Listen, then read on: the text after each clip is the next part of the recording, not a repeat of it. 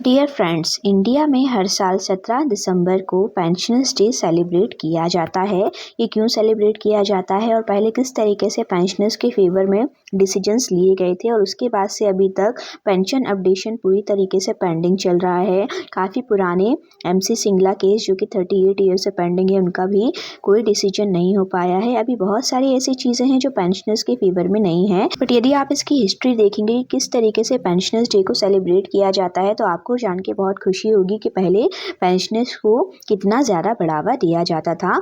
आप देखेंगे यहाँ पर जो मैसेज है, dear friends, December 70 is celebrated every year as Pensioners Day since 1983। 1983 से ये सेलिब्रेट किया जाता है।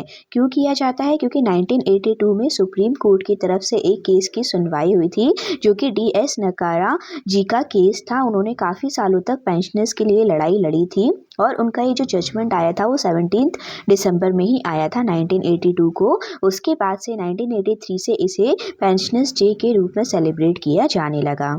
इंडिया में पेंशन को ब्रिटिश गवर्नमेंट के द्वारा 1857 में लाया गया था और इसके लिए इंडियन पेंशन एक्ट 1871 बनाया गया था। DS Nakara then finance of ministry of defence retired in 1972। जब वो 1972 में यहाँ पर रिटायर हुए, he also faced problem in getting his pension like other pensioners. तो उन्हें पेंशन नहीं मिल रही थी जैसे कि अदर पेंशनर्स को मिल रही थी, इसीलिए ही फाइल्ड अ पिटीशन। उन्होंने एक पिटीशन फाइल की।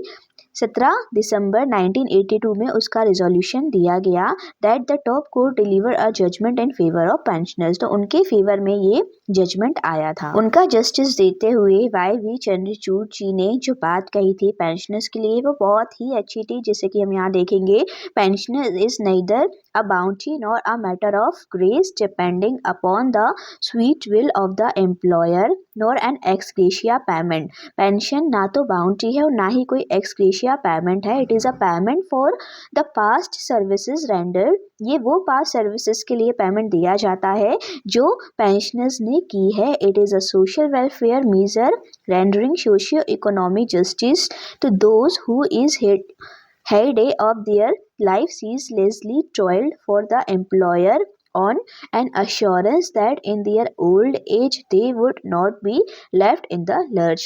तो वो सभी पेंशनर्स जिन्होंने बहुत हार्ड वर्क किया एम्प्लॉयर के लिए, ये सोचते हुए कि उनकी ओल्ड एज में उन्हें भी बेनिफिट दिया जाएगा, उनके लिए भी ख्याल रखा जाएगा।